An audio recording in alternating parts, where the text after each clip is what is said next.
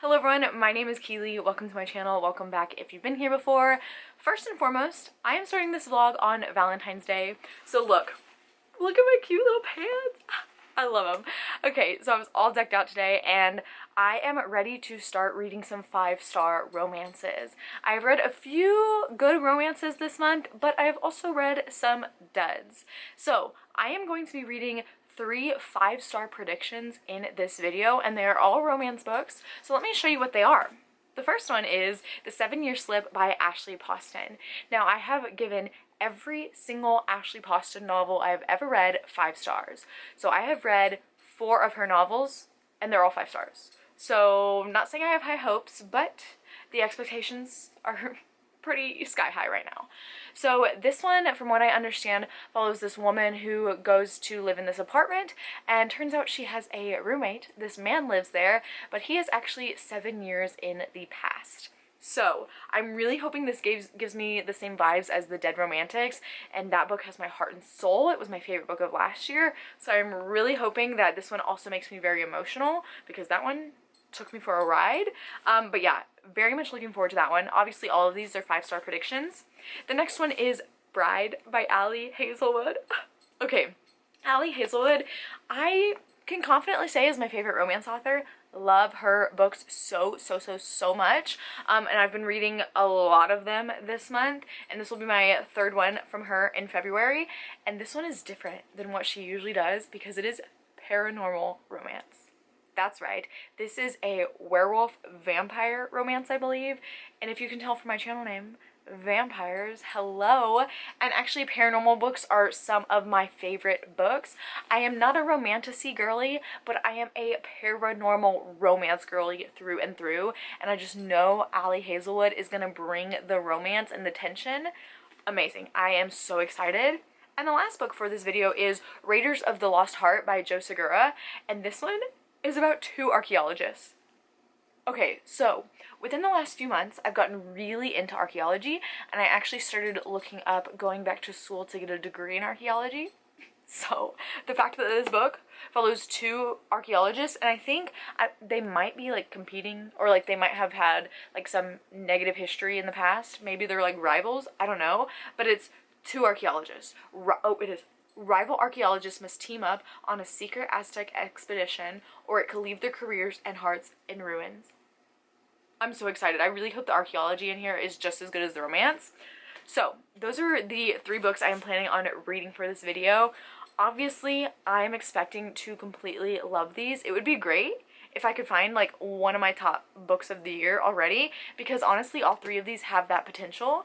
So the first one I'm going to start with is Raiders of the Lost Heart. So let's go on and get into it, and I'll probably update you when I'm about 100 pages in. So this is not going to be 5 stars. I am currently halfway through. I am on page 170, and it's actually leaning more towards the 1-star territory for me. But first, let me give you a synopsis. So in this book, we follow 2 archaeologists. One of them is a woman named Corey, and her lifelong dream has been to discover where her ancestor once lived and ended up in life. He was an ancient warrior from the Aztec Empire, and so she has done tons of research, her dissertation and everything, on this ancestor, and unfortunately her kind of rival archaeologist, Ford, he ends up getting this job to go and dig for her ancestor.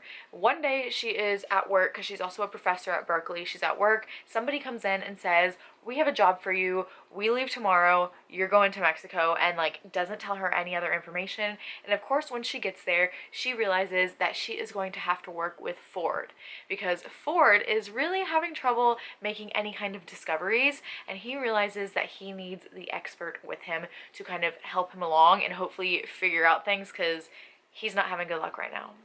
So Corey and Ford, do not like them. I do not like them, do not care about their relationship, and I just also don't like them as characters or individuals either.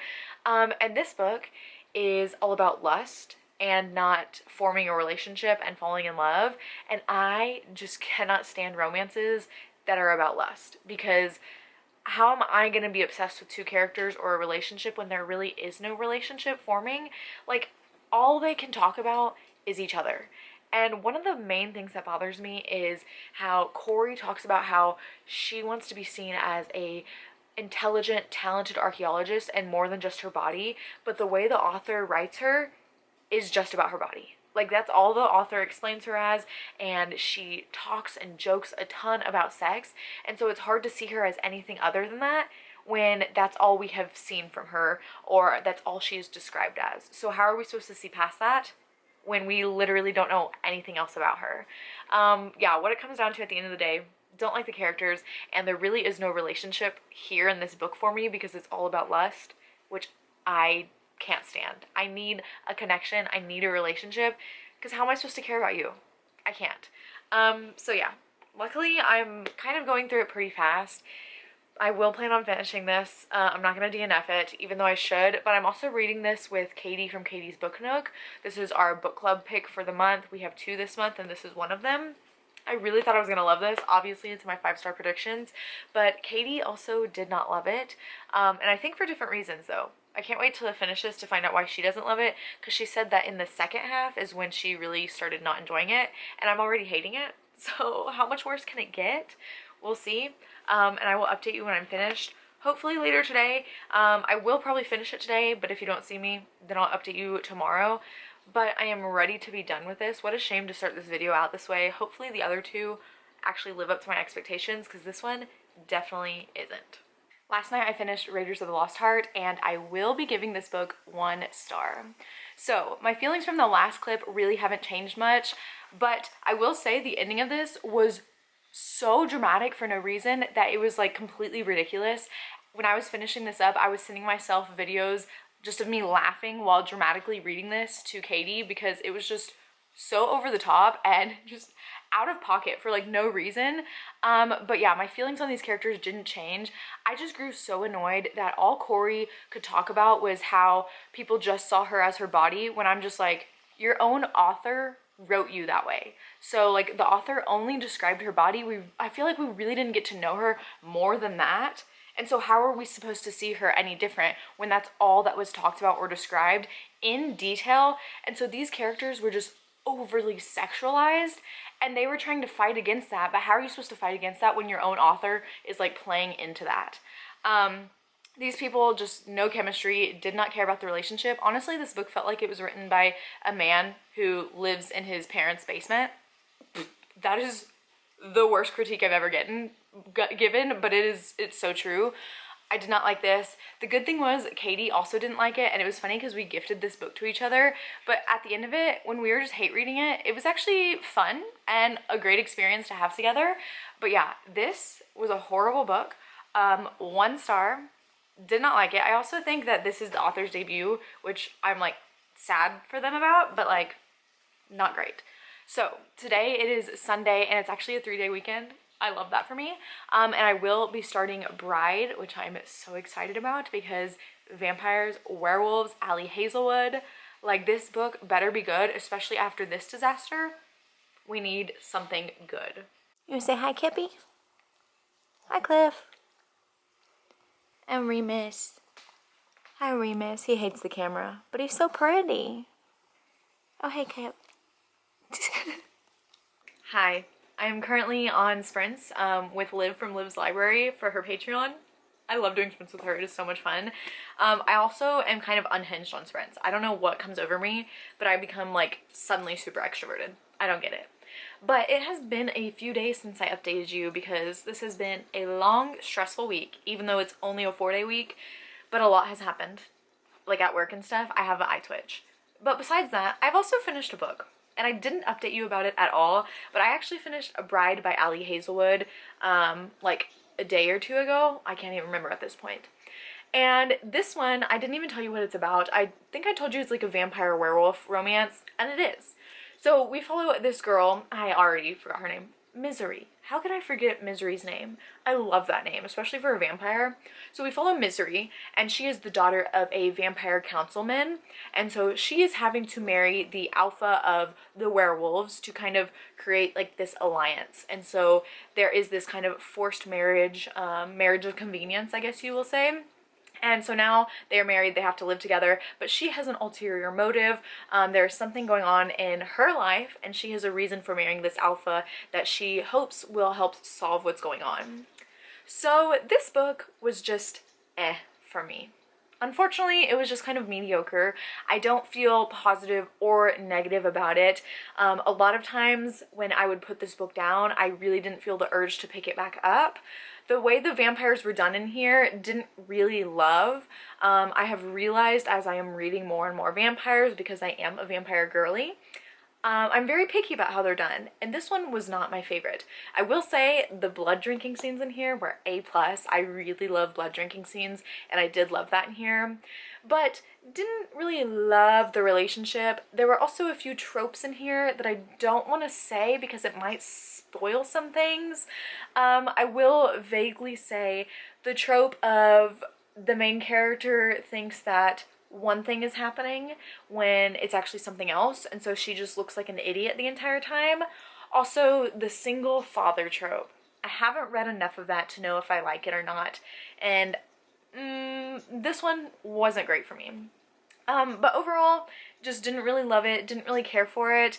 The ending got a little bit more interesting for me, but I also didn't love Misery as a character. She was, for lack of a better word, quite miserable. And not very likable, but also, why is her name Misery and her twin's brother is Owen? Why couldn't he get a cool name too? But yeah, not a 5-star for me. So I have one last hope, and that is The 7-Year Slip by Ashley Poston. So I am literally just on chapter 1. I really haven't even started. I'm hoping to get a good chunk of this through in sprints tonight, so we will see how much further I get through. But like I said, I'm pretty sure at the beginning of this video, I've given every Ashley Poston novel 5 stars. Her short story collection, however, her short story that just came out, didn't love. So I'm scared. But I've heard fantastic things about this, especially if people love the Dead Romantics, then they also love this as well. So hopefully I get a good chunk through. I'm feeling pretty tired, so I don't know how well I'll be able to focus, but this is literally my last hope for this video, so like, don't let me down. I don't want to get my expectations too high, but it's too late. They're already high. It's the next day. I just got back from work. I am extremely tired, but I have good news because I am 116 pages into The 7-Year Slip, and I'm loving it. I am loving it. Okay, so we follow this woman named Clementine, and her aunt, who she was very, very close to and looked up to a lot, recently passed away, so she is currently grieving her aunt. And since her aunt passed away, she left Clementine her apartment in Upper East Side, New York City. So Clementine works in a publishing house, and she is going to live in this apartment. The catch is, this apartment's a little magical, and every so often it will transport you to 7 years in the past. So there's like a 7-year split in this timeline in this apartment, and one day Clementine walks in and there is a man in this apartment. And so now they are currently learning like how to share this apartment, as well as trying not to develop a romance, because Clementine's aunt always told her never fall in love in the apartment. So this book has so much going for it, like for me personally. So Ashley Poston's other book, The Dead Romantics, was my favorite book of last year, and it did so much for me. That book truly healed something in me I didn't know needed healing, and that sounds so dramatic, but it's so true because I read that book at the perfect time in my life, and now this book is the perfect continuation of grieving for me personally. I know everybody's grief journey is different, but these two books are my exact grief journey.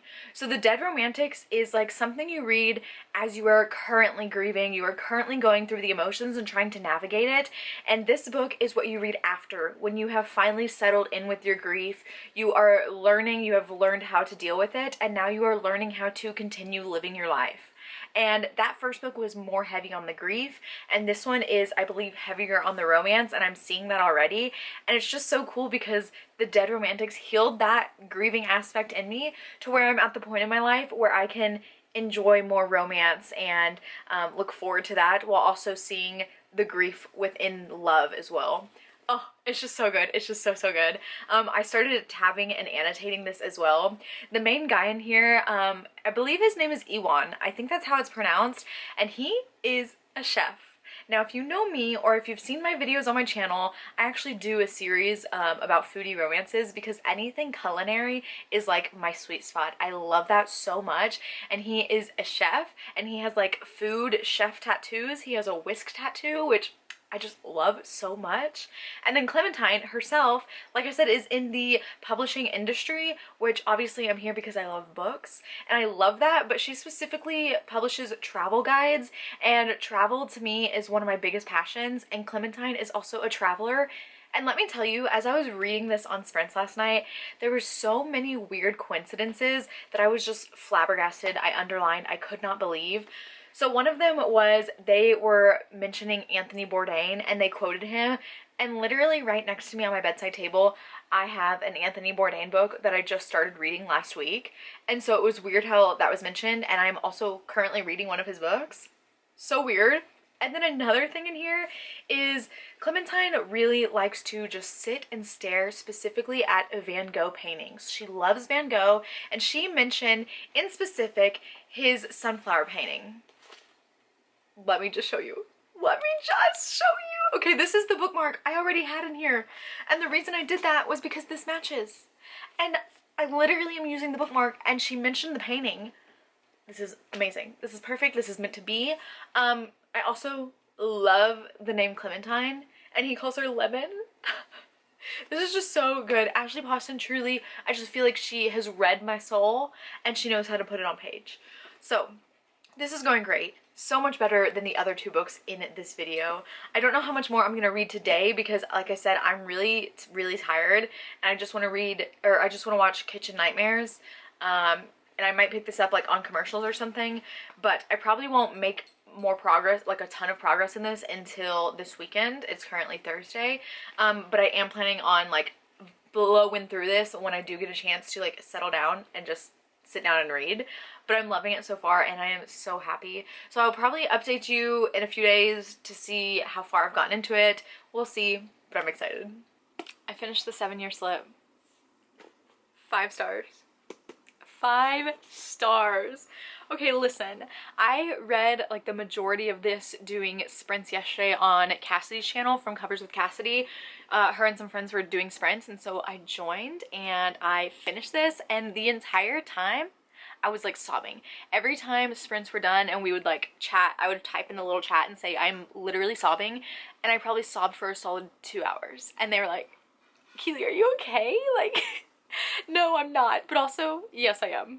So a lot of complaints people have about Ashley Poston's books are they focus a lot on the grief and not necessarily on the romance, and that's fine if that's not for you, but that is a part of my life. Like, my grief is always going to be part of who I am, and so seeing someone fall in love through that despite grieving is so reassuring for someone like me, and it's just so nice to see that yes, you can live with your grief, but you can still love and still be loved in return, and that's just so beautiful, and Ashley Poston just does it so well. The author's note at the end of this also, of course, once again had me sobbing. Did I ever really stop sobbing? It was basically just one continuous cry at this point. The characters were fabulous, and also the food aspect, I was not expecting that in this book. It honestly could have gone in one of my foodie romance vlogs because it was so much fun. And then in this book, James is also opening his own restaurant, which was really fun to see. But a big takeaway from this book is that people change so much over the course of 7 years, and it can be frightening, it can be terrifying, it can be heartbreaking, but it's also so beautiful. And honestly, who needs therapy when you have Ashley Poston books? Because she has done so much for me personally. Like, she has truly altered my brain chemistry to accept the things that have happened to me and move forward. And that's just so cool that books can do that for you. Like, that's just amazing. Yesterday I was also posting on my Instagram story about how amazing Ashley Poston's books are and what they've done for me, and I actually met her, and so I went through my Facebook, I saved an old picture of us, and I went to post it on my story, and I was like, wait, let me figure out how long ago this picture was taken. 7 years. I met Ashley Poston 7 years ago, and in that time I have read more of her books and I have discovered more of myself. Like, if you've read this book, you know how special just that number from 7 years ago is. Like, that's amazing. Magical, like, miraculous. Ashley Poston, she's just so cool. Like, I'm just so thankful for what she has done for me personally. I definitely recommend her books, but I know some people prefer more romance. For me, I love when the real stuff is in it because that's how my romances in my real life are going to be. But anyway, 5 stars. I finally found one. I was wrong on my other 2, but I was so right on this last one that honestly it's worth it. The first one I read was Raiders of the Lost Heart. Terrible, horrible, do not recommend that book. 1 star. And then I read, what did I read next? Bride. Just mediocre for me. I really don't have a ton of feelings about it. And then The 7-Year Slip. 5 stars. I'm so happy. Like, I tabbed it too. Like, I'm just so happy with it. But yeah, so that is it for this video. If you've made it this far, go ahead and leave the star emoji. This one that's a little shooting star. That's the emoji I use in my spreadsheet every time I get a 5 star. But thank you for watching. That is it for this video. As always, all my social media links will be down below, and I will see you next time. Bye.